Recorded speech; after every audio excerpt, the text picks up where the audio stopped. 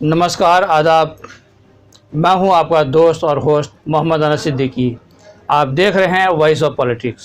कि जो ये आप बोल रहे थे ना कि ये इंटरनेट बंद कर रखी है, एक मिनट कुछ हाँ, मैं पूछ लूँ। ये देखिए हम 5-6 दिन से यहाँ पे हैं। फिर पिछले हफ्ते भी 2-3 दिन लगा के गए, 2 दिन के गैप चले गए पंजाब, फिर हम 3 दिन से यहाँ पे। ये जैमर 3 दिन पहले नहीं था यहाँ पे। अब इसका एक ही मकसद हो सकता है कि ये जो यहाँ पे लोग हैं जो किसानों की मदद में आते हैं, किसानों के आंदोलन को मजबूत करने के लिए आए हैं, चाहे डॉक्टरी पेशे के लोग हैं या कोई और NGOs हैं, उनकी बात जो वो कर रहे हैं वो आवाम तक ना पहुँचे। इनका जो दुख दर्द है, जिस हालात में किसान यहाँ रात में ठंडी में मच्छर में ये बीमारियों में और तरह तरह की दिक्कतों में जो रह रहे हैं 24 घंटे यहाँ पे अपने आंदोलन के कारण, उनकी सही बातें जो है ना वो देश के अवाम के नज़र में ना आए। ये जैमर लगा, इंटरनेट नहीं चलता, मोबाइल नहीं चलता, टेलीफोन नहीं चलता, कुछ नहीं चल रहा है यहाँ से, ना लाइव हो सकते हो आप। इंटरनेट को डाउनलोड करने में यहाँ कोई 1G 2G 3G 4G कुछ भी नहीं, सब जैमर के थ्रू माध्यम से बंद कर रखे हैं। ये एक आज़ाद मुल्क में एक नागरिक के अधिकारों का हनन है। ये ऐसा नहीं हो सकता, सरकार नहीं कर सकती किसी भी तरह से, पर कर रही है। इसका मतलब यही है कि ये लोकतंत्र नहीं है, ये लोकतंत्र की हत्या है, अधिकारों का, नागरिकों का हनन है। कि किसान भी बैठे हुए हैं, सरकार को बात सुननी चाहिए। ये कोई कोरिया के नागरिक नहीं है, ये इसी भारत देश के बसिंदे हैं, अन्नदाता हैं ये। अगर ये अन्न खेतों में नहीं उगाएंगे, अगर अन्न ही आप नहीं उग पाएगा, उनको दुखी करेंगे तो खाएंगे क्या? ये महीने 2 महीने बाद भंडार खत्म हो जाएंगे, सब मर जाएंगे ये ऐसे ही। अरे उनकी बात तो सुनिए आप, इतनी जिद किस लिए? ये कोई मामा फुफड़ का खेल थोड़ा है ये। अरे देश के नागरिकों का है, देश का सवाल है ये। आपको क्यों लग रहा है कि सरकार क्यों रोक लगा रही है इतना समय से, क्यों नहीं काम करने दे रही है? मानसिकता साफ नहीं है और वो एक ग्रुप को अपने आप को ये मैं तो यहाँ तक कह देता हूँ, सरकार ने देश के ऊपर नाजायज कब्जा करके रखा हुआ है। जैसे किसी के प्लॉट के ऊपर, किसी की जायदाद के ऊपर नाजायज कब्जा होता है, चाहे वो EVM के माध्यम से है या जैसे है। मैं थोड़ा हट के जरूर बोल रहा हूँ, पर यही सच्चाई है। अवाम नहीं बोलेगा। मैं एक इंटेलेक्चुअल हूँ, एक पढ़ा लिखा व्यक्ति हूँ, मैं सब समझता हूँ। सो आज हम डॉक्टरी पेशे की बात करें तो अच्छा रहेगा, नहीं तो बहुत कुछ ऐसा देश में वो कुछ हो रहा है जो नहीं होना चाहिए। एक आदमी की जिद के आगे आप लाखों लोगों की जान के दुश्मन बने हुए हैं। क्यों बने हुए हैं भाई? हमने क्या बिगाड़ा है यार? क्योंकि किसान ने अन्न उगाया, वो हल जोतता है, वो रात दिन मेहनत करता है, वो अपने बच्चों को छोड़ता है, परिवार को छोड़ता है और देश के जो दूसरे नागरिकों के बारे में सोचता है। इसलिए ये जैमर इसलिए खड़ा हुआ है कि किसानों की बात जो है देश के अवाम को ना पता चले। ये इसलिए सब हो रहा है। आप मोदी सरकार को क्या कहना चाहेंगे इस समय? हम यही बेनती करना चाहेंगे, उनसे निवेदन करना चाहते हैं, प्रधानमंत्री जी से भी, उनकी पूरी कैबिनेट से भी, जो भी इसमें इन्वॉल्व है, कि किसानों की जल्द से जल्द इनको बुलाकर बात सुने और इनकी जो जायज मांगे हैं, हमें भी पता है, मैं भी किसान का बेटा हूँ, तो हमें भी पता, बात ही नहीं करना चाहते और बात करने से पहले आपका स्थिति बना देते हैं ऐसी कि किसान बात ना कर पाए। ये कंडीशन होगी, ये कंडीशन अपने नागरिकों के साथ। आप कोरिया के नागरिक थोड़ा, पाकिस्तान के थोड़ा, बांग्लादेश के थोड़ा, अरे भाई भारत के नागरिक हैं, उनके साथ बात करने के लिए भी आपको कंडीशन का जरूरत है। क्यों? ये लोकतंत्र है, हर किसी को बात रखने का अधिकार है पूरी तरह से, तो रखे बात। आपका सुनना, आपका जो है ना, वो आपको चुना इसलिए गया है कि आप नागरिकों की बात सुने और खास करके इस वक्त आप किसानों की बात सुने। क्यों नहीं सुन रहे आप?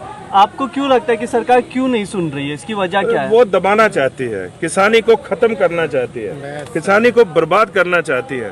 वो 57% पे 6% जो दुनिया में हो रहा है वो भारत में भी करना चाहती है। ये मॉडल तो फॉलो कर रहे हैं अमेरिका का, कनाडा का, यूरोप का।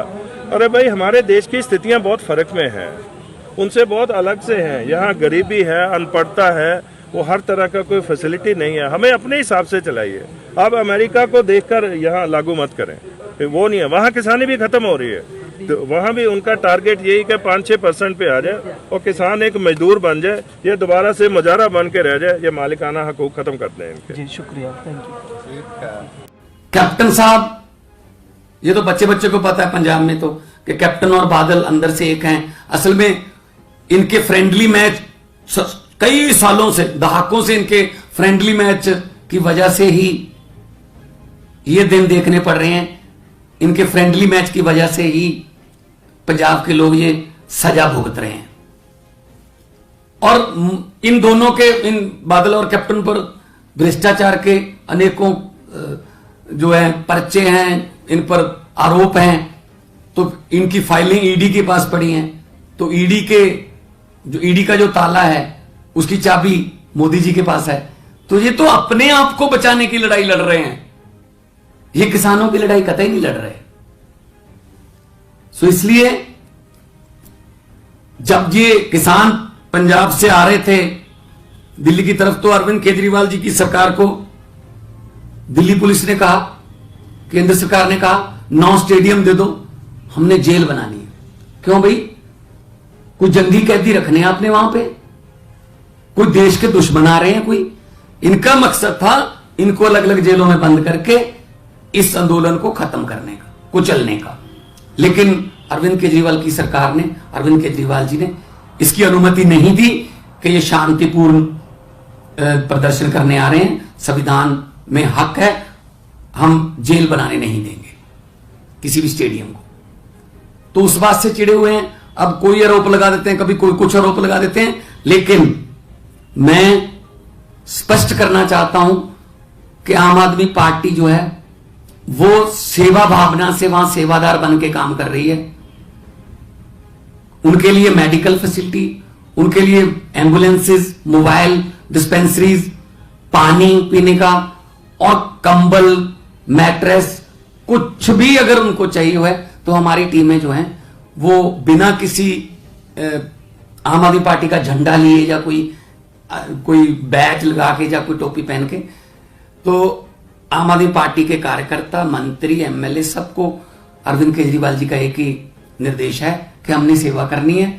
और सेंटर सरकार से हम आग्रह करते हैं कि कृपया इन कानूनों को वापस लें और किसानों का सम्मान करें, उनके दर्द को समझें, उनकी भावनाओं की कदर करें। आज ये मौजू पे वीडियो मैं डालने के जा रहा हूं जो वक्फ बोर्ड के कब्रिस्तान पे कब्जे हुए हैं और हो रहे हैं। आज के अखबार में, आज अखबार मशरिक में खबर है कि कल कच्चा तिहाड़ जो जगह है, तिहाड़ जेल के पास जो गांव है, वहां पे 21 बीघे का कब्रिस्तान है हरिनगर थाने के अंतर्गत दिल्ली में। कच्चा तिहाड़ गांव के लोग जब मुर्दा दफनाने के लिए पहुंचे अपने 21 बीघे के कब्रिस्तान में, तो वहां पे पुलिस ने उनको अलाउ नहीं किया, वहां से उनको भगा दिया गया। SHO जीत सिंह साहब जो है उन्होंने वहां पे किसी की नहीं सुनी और ना वक्फ बोर्ड की वहां कोई बात चली और उनका मुर्दा वहां गांव वालों का दफन नहीं हो पाया। और ये जो कब्रिस्तान है दोस्तों 1970 के सरकारी गजट में दिल्ली गवर्नमेंट के ये नोटिफाइड कब्रिस्तान है मुगलों के जमाने का। तो ऐसा क्या है कि मुगलों के जमाने के नोटिफाइड कब्रिस्तान में 21 बीघा जमीन जो हरिनगर थाने के अंतर्गत आती है कच्चा तिहाड़ गांव में, वहां मुसलमानों को मुर्दे दफनाने की परमिशन नहीं दी जा रही। वक्फ बोर्ड क्या कर रहा है? वक्फ बोर्ड जो जिसके अंडर में ये आता है, इसकी मिल्कियत है, वो क्यों नहीं बोलते?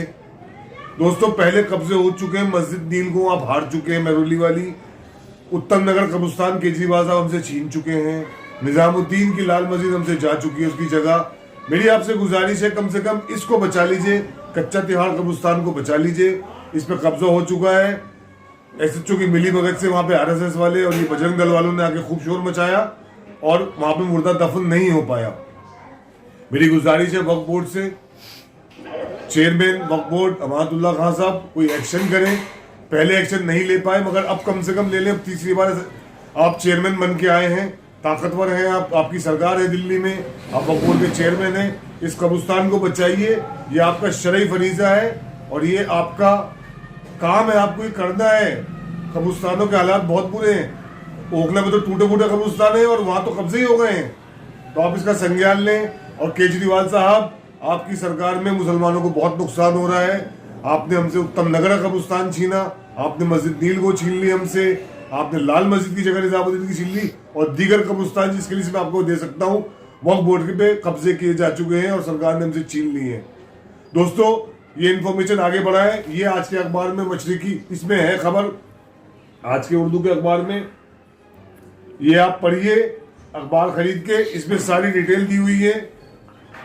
अखबार मशरिक में है ये खबर, इसको पढ़िए, समझिए कि किस तरह आपके वक्फ बोर्ड की लूट मची हुई है और वक्फ बोर्ड खामोश है। आप इस वीडियो को शेयर करें तो लोगों तक पहुंचाएं और ये बात बताएं कि किस तरह वक्फ बोर्ड की लूट मची हुई है, वक्फ बोर्ड की मसाजिद की, कब्रिस्तानों की लूट मच रही है, केजरीवाल सरकार खामोश है।